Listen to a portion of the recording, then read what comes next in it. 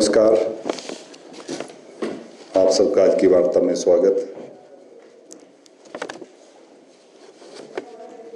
लोकसभा चुनावों के लिए भारतीय जनता पार्टी पूरी तरह से तैयार है। हिमाचल प्रदेश में भारतीय जनता पार्टी ने चारों लोकसभा की सीटों पर अपने प्रत्याशी घोषित कर दिए हैं और जहां भारतीय जनता पार्टी का संगठन चुस्त दुरुस्त हो, उसको लेकर पार्टी का समस्त नेतृत्व लगातार समय समय पर विभिन्न कार्यक्रम आयोजित कर रहा है और हमारे चारों लोकसभा के प्रत्याशी अपने अपने लोकसभा क्षेत्र में जाकर केंद्र की मोदी जी की सरकार की 10 वर्ष की उपलब्धियों को लेकर आशीर्वाद मांग रहे हैं और उसके साथ साथ 6 उपचुनाव जो हिमाचल प्रदेश में विधानसभा के हो रहे हैं, इन 6 उपचुनावों के लिए भी भारतीय जनता पार्टी ने अपने प्रत्याशी घोषित कर दिए हैं और सभी प्रत्याशी गांव में जाकर, बूथ पर जाकर लोगों से आशीर्वाद मांग रहे हैं। कुल मिलाकर भारतीय जनता पार्टी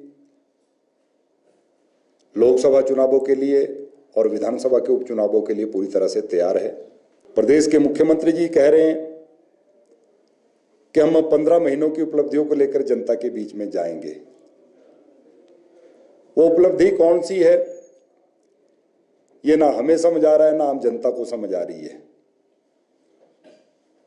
किस बात को लेकर, किन मुद्दों को लेकर आप इस लोकसभा के चुनाव में और विधानसभा के उपचुनावों में जाएंगे।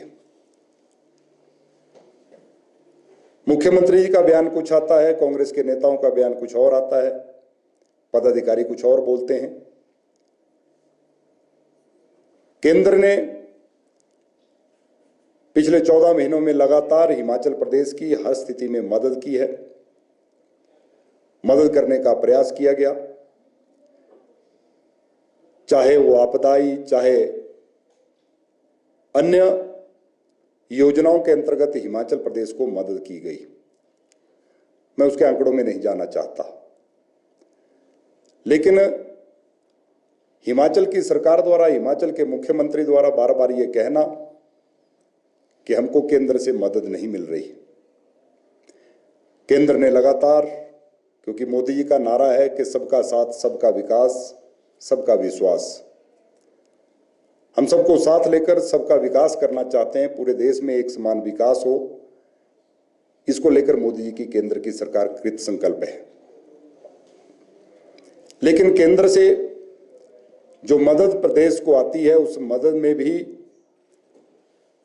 बंदरबांट की जा रही है। जैसा हिमाचल की सरकार को कहा जाता है कि यारों की सरकार, अपनी सुख सुविधाओं के लिए वो केंद्र की ओर से जो मदद आती है उसका भी दुरुपयोग होता है। मुख्यमंत्री जी का मानना कि केंद्र से हमको मदद नहीं आती, वहीं उन्हीं की सरकार के मंत्री, पीडब्ल्यूडी मंत्री विक्रमादित्य सिंह जी कहते हैं कि मैं केंद्र से, नितिन गडकरी जी से 300 करोड़ लेकर आया, मैं प्रधानमंत्री ग्राम सड़क योजना में 2700 करोड़ लेकर आया। यह अपने आप में विरोधाभास है कि प्रदेश के मुख्यमंत्री जी कहते हैं हमको केंद्र से मदद नहीं मिलती और प्रदेश की ही सरकार के एक पीडब्ल्यूडी मंत्री कह रहे हैं कि केंद्र से मैं लगातार हिमाचल के विकास के लिए, यहाँ की सड़कों के लिए दिल्ली से मदद ला रहा हूं। तो मुझे लगता है कि जिस प्रकार से हिमाचल प्रदेश में पिछले 15 महीनों में सरकार ने काम किया है, वो किसी से छिपा नहीं। झूठे वायदे करके, झूठी गारंटियां देकर सत्ता में आ गए, लेकिन एक भी गारंटी जो है वो पूरी नहीं कर पाए।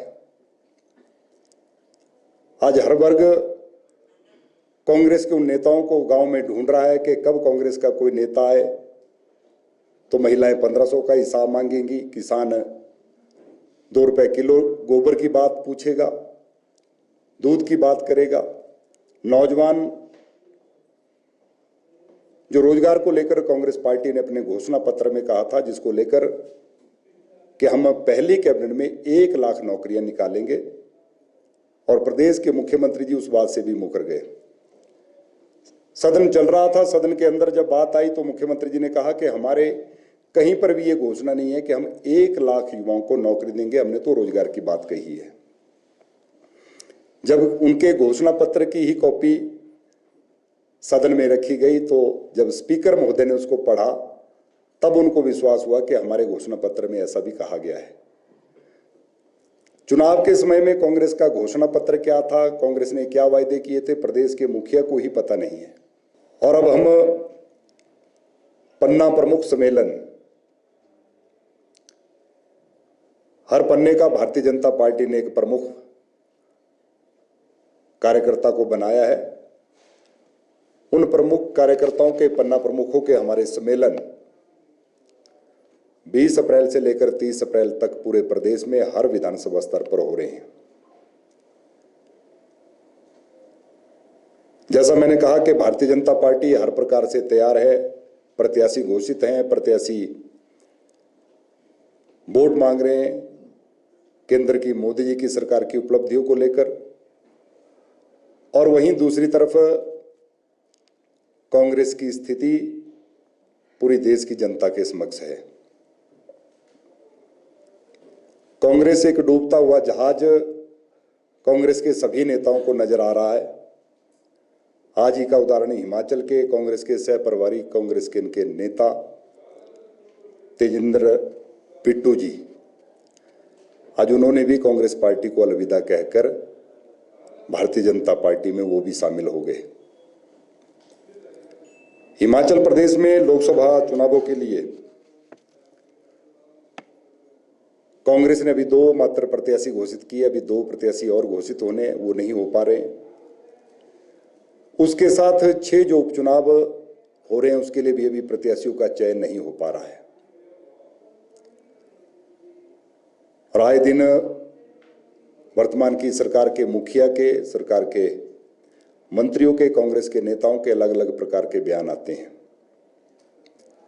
भारतीय जनता पार्टी पूरी तरह से स्पष्ट है कि हम केंद्र की मोदी जी की सरकार की 10 वर्ष की उपलब्धियां, उन उपलब्धियों को लेकर जनता के बीच में जा रहे हैं। फिर से मोदी जी के लिए आशीर्वाद मांग रहे हैं। वहीं दूसरी तरफ आज कांग्रेस के पास कोई मुद्दा इन चुनावों में नहीं। मंडी संसदीय क्षेत्र के प्रत्याशी विक्रमादित्य सिंह जी, जो हिमाचल सरकार में मंत्री भी हैं, हर रोज हम उनके वक्तव्य भी सुन रहे हैं, जनता में के बीच में जाकर बड़ी बड़ी बातें भी कर रहे हैं। मंत्री जी का कहना है कि मैं मंडी संसदीय क्षेत्र का प्रतिनिधित्व अगर करूंगा तो यहां के जो सारे मुद्दे हैं उनको दिल्ली में मैं उठाऊंगा।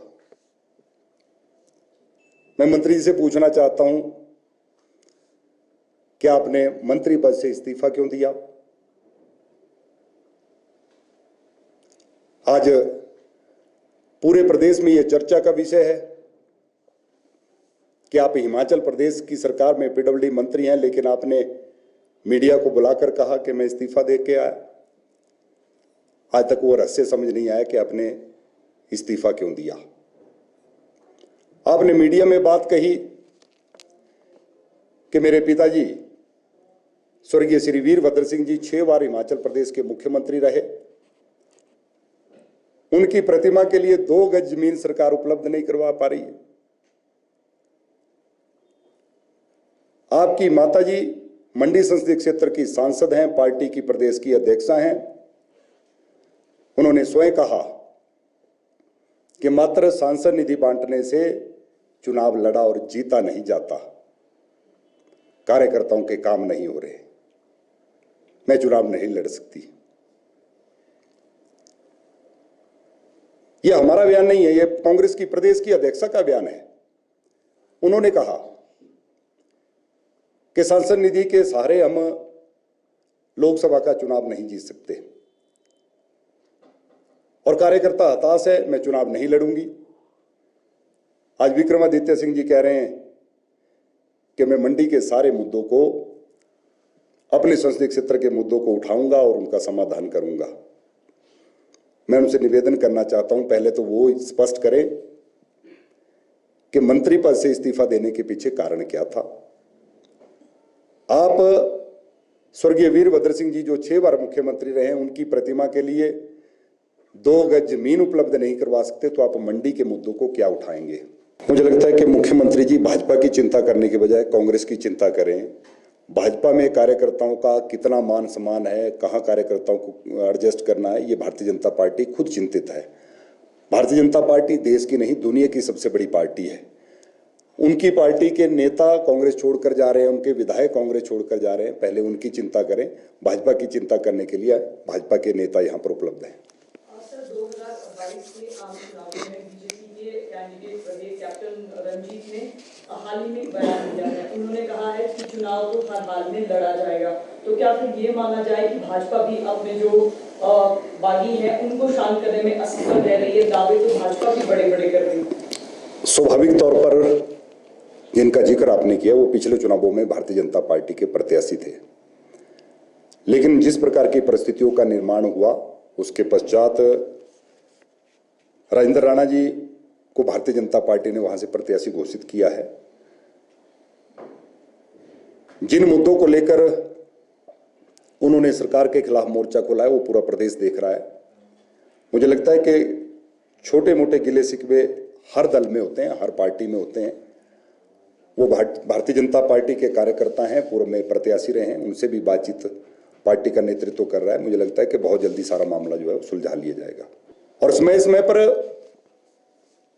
भारतीय जनता पार्टी ने जो प्रत्याशी मंडी से घोषित किया है सुश्री कंगना रनौत जी को, उनके विषय में अनेकों प्रकार की टिप्पणियां कर रहे हैं। बरसाती मेंढक कहना, क्या खाती हैं, क्या पहनती हैं, फिल्म जगत से आई हैं, उनको यहाँ का पता नहीं। शायद विक्रमादित्य जी भी भूल रहे हैं कि आपको भी ये राजनीति जो है वो ये जो मिली है ये विरासत में मिली है, कोई संघर्ष के कारण नहीं मिली। लेकिन एक साधारण परिवार से निकलकर जिस हमारी बहन ने, जिस हमारी बेटी ने फिल्म जगत में जो नाम कमाया, शोहरत कमाई, आज अगर भारतीय जनता पार्टी ने ऐसी युवती को लोकसभा में प्रत्याशी उतारा है तो उसमें क्या बुरा? एक तरफ कांग्रेस कहती है कि हम महिलाओं का सम्मान करते हैं, दूसरी तरफ जब भारतीय जनता पार्टी ने एक युवा चेहरा मंडी से संबंध रखने वाली कंगना जी को जब प्रत्याशी बनाया तो तुरंत उनकी राष्ट्रीय प्रवक्ता ने जो अभद्र टिप्पणी की,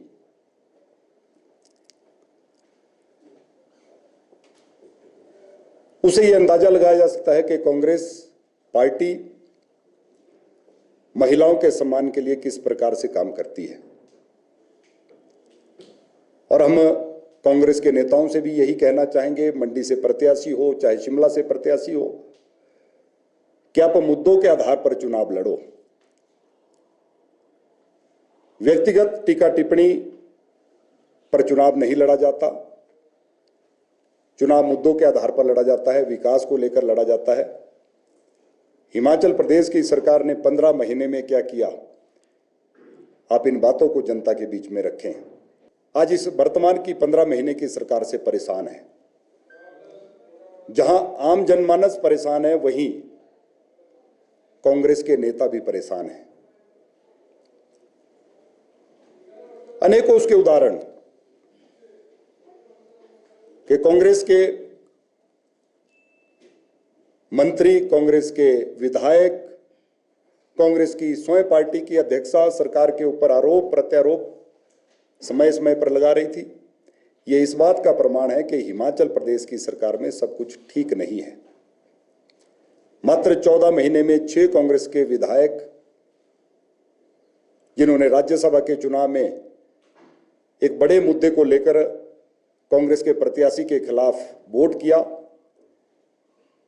कि कांग्रेस का प्रत्याशी जो अयोध्या में राम मंदिर ना बने इसको लेकर जो मामला, जो मुकदमा सुप्रीम कोर्ट में चल रहा था, उसमें वो वहां पर वकील थे जो वहां पर दलील दे रहे थे कि भगवान श्री राम काल्पनिक हैं।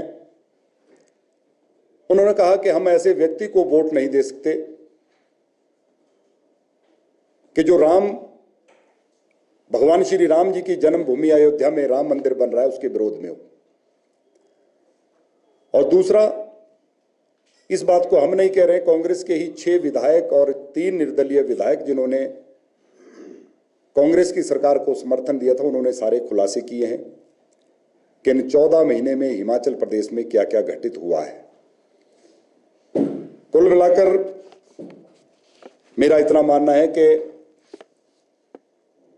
भारतीय जनता पार्टी ने जो लक्ष्य रखा है कि अब की बार 400 पार और हिमाचल में 4 की 4,